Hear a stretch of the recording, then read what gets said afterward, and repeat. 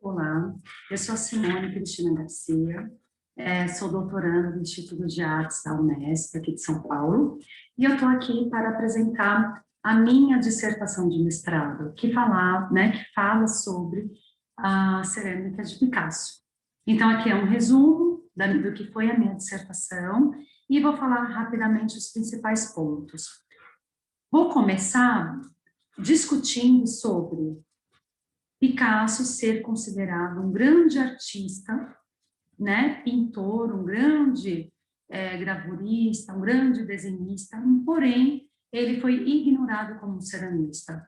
Picasso ele vai produzir durante muitos anos e vai também criar um acervo de 3.200 peças em cerâmica. E todas elas, né, e todo esse período, ele foi visto como um passatempo do artista. Né, era até falado por alguns especialistas, falando que era um passatempo da sua velhice. Né? Então, de acordo com Salvador Raro González, que foi o primeiro estudioso da história da arte lá na Espanha a pesquisar e falar sobre a cerâmica de Picasso. Então, é esse contexto com que eu procurei discutir, né, dentro da minha dissertação, e eu acho que é muito importante falar sobre essa produção de Picasso, porque ainda hoje, mesmo já com algumas pesquisas, já, né, com alguns críticos de arte apresentando o trabalho dele de outra forma, os historiadores de arte, né, esses teóricos se debruçando um pouco, né, um pouquinho, né, mas se dedicando a escrever sobre esse acervo, muitas pessoas, e principalmente os próprios ceramistas, falam que ele não produziu nada em cerâmica, porque ele não era um ceramista, e que não pode ser um acervo levado a sério. Então, parece, né, por isso que eu falo que Picasso carregou um estigma, né? Por que um grande artista como Picasso foi se meter com a cerâmica? Alguma dessas frases que eu encontrei, né, durante a minha pesquisa em loco, que eu fui lá na França, e durante as pesquisas bibliográficas, a gente vai se deparando com algumas colocações, e isso foi criando mais e mais uma cisma, né, porque quando eu comecei a escrever, escolhi esse tema, eu tinha uma ideia, né? E aí falando, vai ser algo até simples, vou apresentar o trabalho de Picasso, né?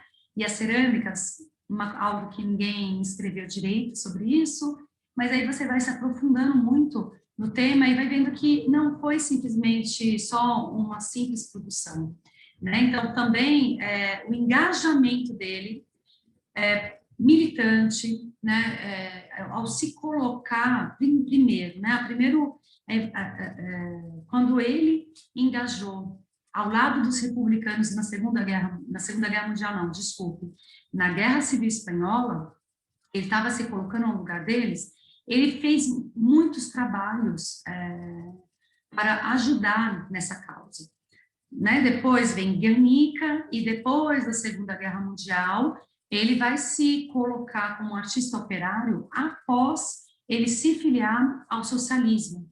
Né? Então, ele vai se filiar ao Partido Socialista Francês, e a partir disso ele tem um desejo de popularizar o trabalho dele.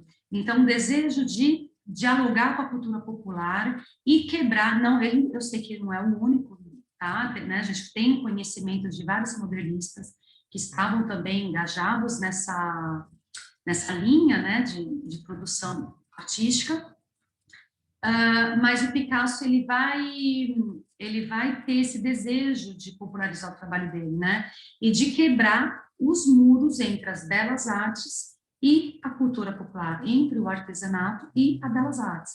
Então, a gente sabe que teve esse esquecimento das obras devido a esses preconceitos que a cerâmica herdou, né, de que por muito tempo, por ser considerada apenas uma produção utilitária, ela não pode ser considerada como uma obra de arte.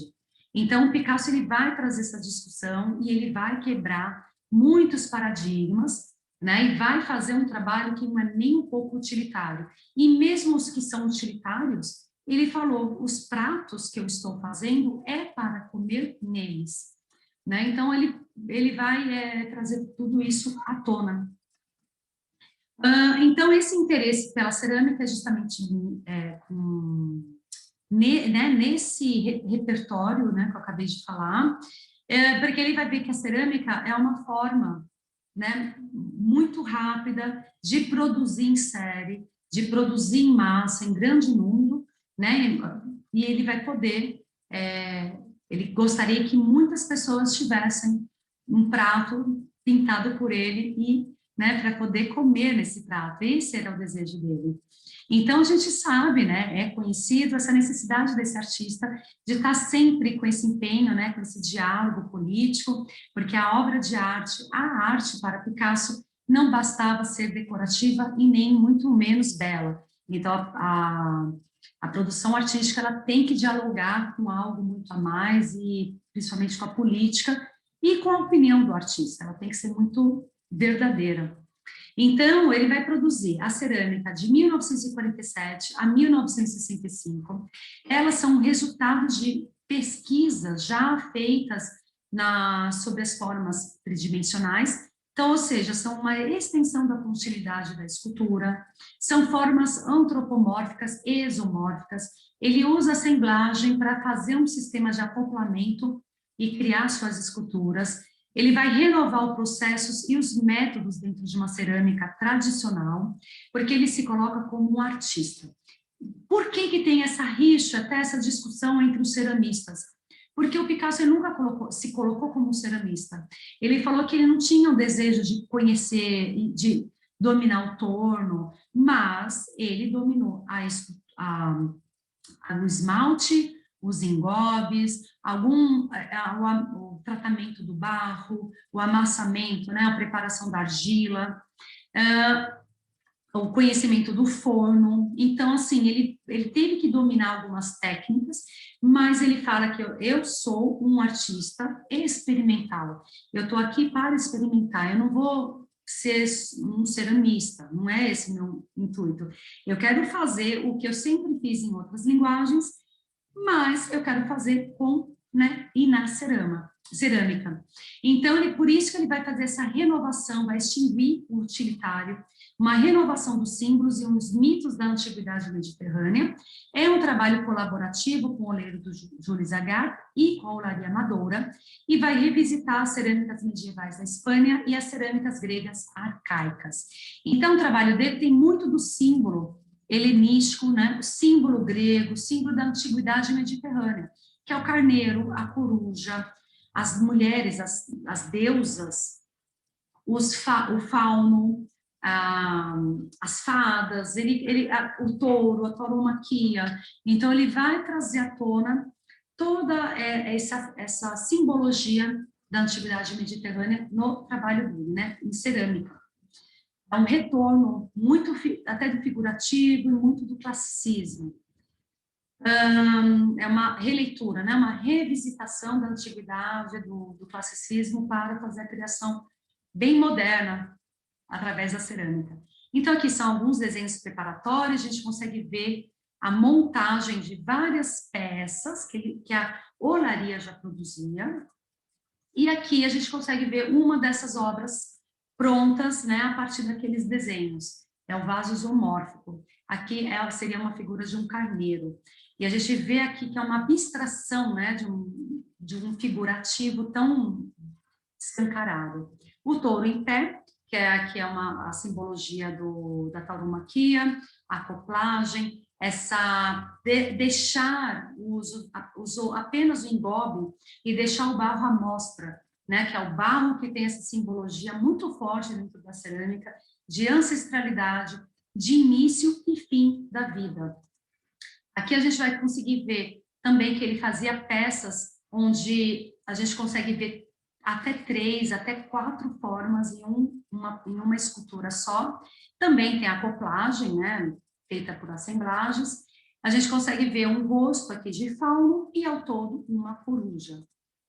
As tânagras, que eram figuras, eram estatuetas da Grécia Antiga, toda da região do Xispe, que também tem foi encontrada em alguns pontos do Oriente, na África, e eram figuras que as mulheres utilizavam para proteger durante a gestação e também para sempre serem férteis, né?